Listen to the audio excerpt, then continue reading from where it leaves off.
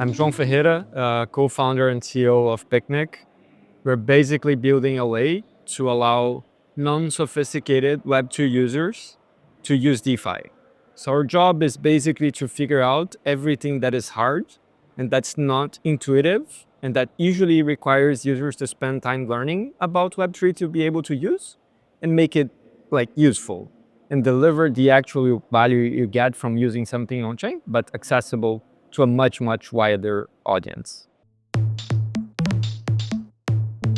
My history with account abstraction was in last DevCon, actually. Now we're in DevCon Thailand. I saw the ERC 437 talks. And for me, that was the breaking point that we had the technology fundamentals in place to really build something that was made for a Web3 user. So now you could do different kinds of authentication. You could abstract gas, so you don't need really to teach users they need Ether to pay for gas. You can pay gas with any token.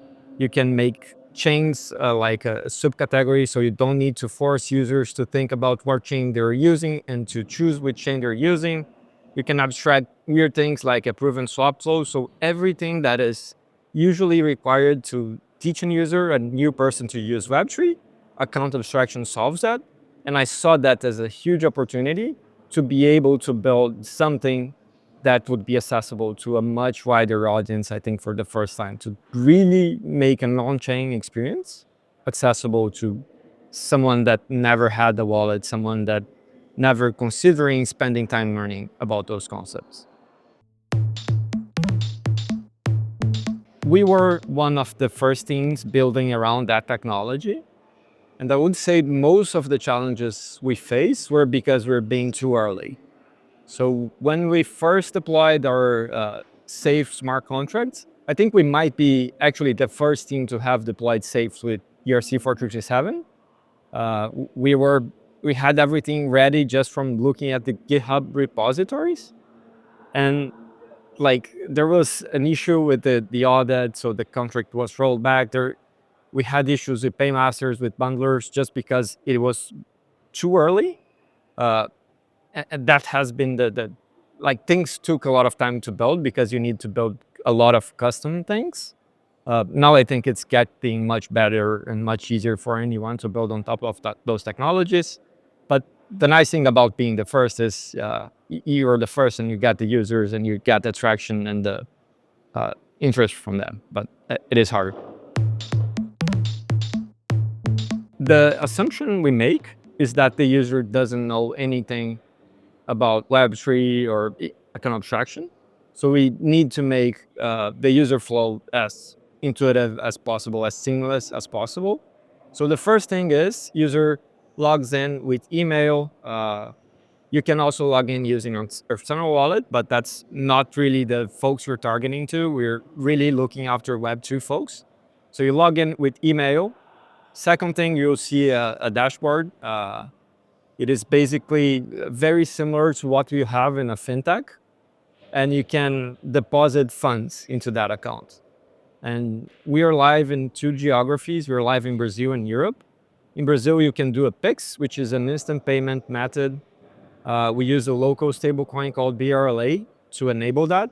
And the way it works is you see a QR code, you open your bank, any bank in Brazil is compatible with that. You pay the QR code, and Brazilian real stablecoins are minted directly in the user wallet. So the user really don't need to think much. It's like they make the PEX payment and they see a balance in reais. We even go as far as to abstract the stablecoin. So instead of saying to the user that the user has a BRLA balance, we just say you have a Brazilian reais balance and you can use that to buy whatever token you want. So let's say if you deposit your own ramp with Brazilian reais, you now have it and you want to buy ETH, you just select ETH. We do all the routes. You click on swap, you pay gas with Brazilian reais, and the transaction just works. So this flow from going to fiat to making a swap, every small detail of that is abstracted away. Users don't have any idea of what's going on after your HUD. The hard work we did, oftentimes it's unnoticed. Like some people don't even understand or grasp that it is happening on chain. We get users that are actually buying crypto for the first time on Picnic, and they don't really care or they don't even know that's on chain. But most of our users, they have been using centralized exchanges for a while. They understand how it works, and they like the fact that it is non-custodial. So even if Picnic ceases to exist, there's a way for users to recover funds. And the thing we hear time and time again, it's that's very easy to use. And that's all we have been doing to iterate. Like every few months, we run some user polls, and we always hear back from users that their favorite thing about Picnic, it's so easy, and that has been increasing. So it's becoming easier with time, and we're yeah doing our best to make it as easy as possible. One interesting thing, we always approve before every swap. So we actually rely on Wi-Fi quite a lot. And when Wi-Fi was hacked, none of our users were impacted because we just do swaps for the like approves for the exact amounts. So even though like you had a protocol compromise that we very heavily rely on, users were not affected. Uh, but and to be honest, most of the security things we have done is more protecting Web 2 user or non very sophisticated users of common mistakes. So for example, like we make a quite a lot of friction in the deposit flow just to make sure users are depositing in the chains we support. At first, we had trouble with people depositing in a chain that we're not live yet. So we try to make the user sure that he's putting a token that will be recognized by our UI in a chain that's recognized by our UI. Same for the withdrawal process. So it's like making sure users are not withdrawing to the token contract address and common mistakes. So a lot of guardrails against like common mistakes. That's most of our focus so far. So the way we're thinking about security and convenience, the first thing we did is to understand if there was actually demand for the product we're building. Um, so we haven't really focused on like recovery modules and multisigs and things that could make our current experience much more robust and much more secure. But we got to a point that the convenience was strong enough that we got a market signal that this is something worthwhile building. Um, so now I think it makes a lot of sense to double down and make it a lot more robust and a lot more secure. Uh, because we market ourselves much more on being easy than being secure. That's our strategy. But like if you have a different product and you're really going after security, I think that's the number one thing you should focus on, right? I think it's very product specific, and for our case, I think convenience comes first. The thing I'm extremely excited about account abstraction is you can build any security scheme you can think of. So everything's programmable. Right now, we have a very simple setup. It's a multi-sig already. We use Safe. It's 1-1, so it's an EOA signing the smart account. But we're super excited about passkeys, especially passkeys in the context of a multi-sig wallet. So you can do interesting things. For example, you log in with email. That is super easy. Everyone can do it. And you also set up the passkey. And you have a third key that is basically fraud detection. It can be Picnic, but ideally is a third party that is specialized in understanding if the transaction is safe or not. And what I really like about this experience is that the login is super easy. Like you log in with email, everyone's used to do that. And the usage is very frictionless. You just click a button, the transaction works. And whenever you see some risk on that transaction, you put in more friction. You require the user to sign something else, to sign the passkey. So account abstraction basically enable you to build any security setup you want. You can do recovery.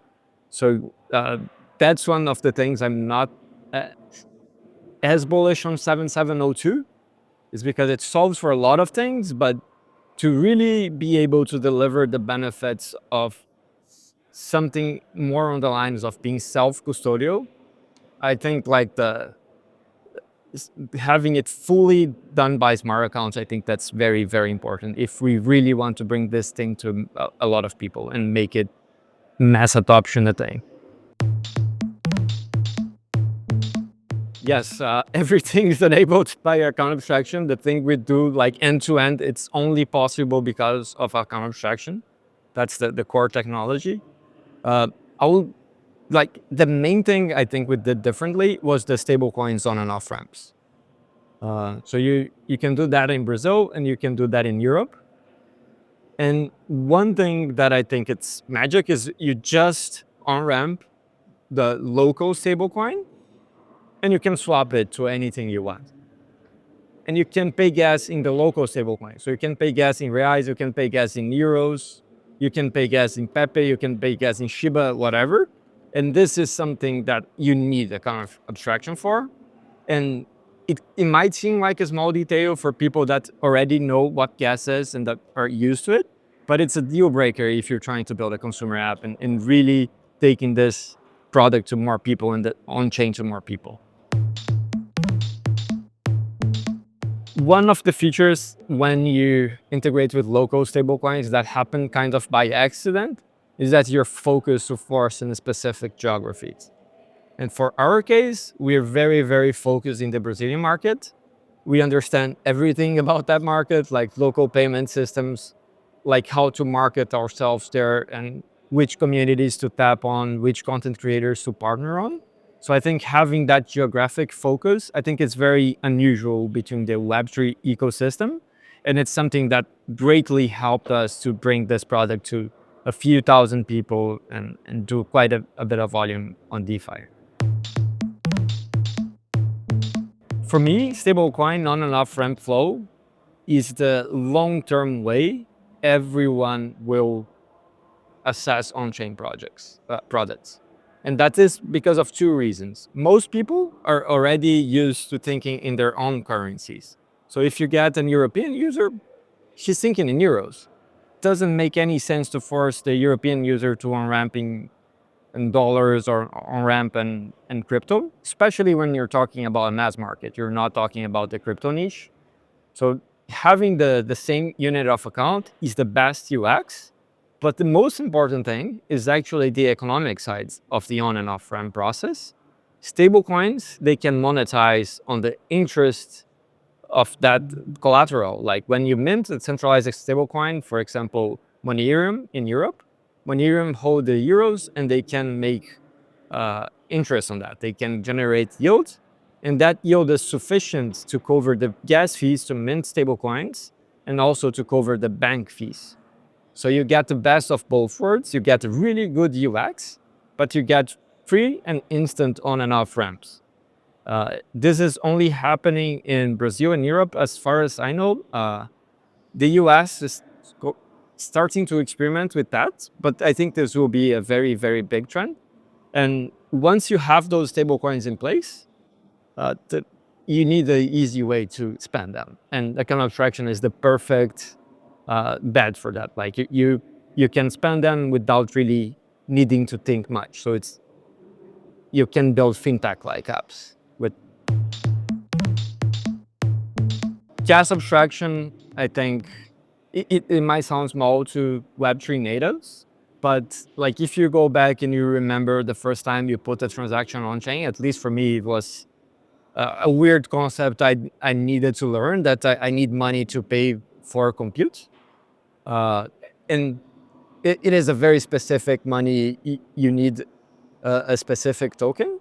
And what like account abstraction solves, you can pay gas with any token. You can make the necessary adjustments to just turn everything into a fee. And a fee is something people understand. So what we're doing with Picnic is, as much as possible, we're putting gas fees and chains in a secondary plane. So it's really about what asset you want to buy, and you pay a fee for that. And we handle like all the complexity around gas and all the complexity around chains. So you don't even need to choose the chain. I think choosing the chain, requiring the user to choose the chain, is a very bad pattern. Doesn't make sense. Like, you ask the user to choose the chain, but the user doesn't even know what a chain is. Transaction batching, like those weird patterns we have, like you need to approve and then swap. If you're doing something a little bit more complex, like adding liquidity to Uni V2 and then staking that liquidity pool somewhere, it's a lot of transactions. It takes a lot of time. It's very inconvenient and it's not very intuitive. Like the first time I tried to swap a ERC20 tokens, I did the approve. I thought the transaction was done. And I would notice that 1 week later, the transaction didn't happen because I only approved that. For me, that was not in my mental model at all. And what ends up happening a lot with Web3 natives and people that use EOAs, you use the infinite approve just because it's easier, it's more convenient. And that's a really bad pattern. Whenever you have a hack in a contract you use, you're exposed to that. And account abstraction, you still have the same UI, you just do one transaction, but you can do like approves for the exact amount you're swapping, so you're not compromised in case a hack happens in a contract you interacted with. So I think it is the kind of benefit that you're not really even considering the first time you build, but because you're building in a better way, it is the right way to build those things, you gain a few benefits that you're not really considering at the start. I'm very bullish on account abstraction. I think we are there, actually. I think we're very, very close to getting a much more meaningful scale. Like now the dApps that are getting most users on that space are getting a few thousand users. Uh, I, I'm bullish we'll see millions of users in the next few years. I think it's much more about incremental improvements now and making things more reliable, making things faster, making things cheaper. But I think that the most important building blocks are already at place. I think 7702 will be important to bring Web3 natives to use account abstraction. I think that's a game changer for that. But the thing I really see promise for account abstraction is going after the non-native people. And for that, I think we're set. We have all the building blocks.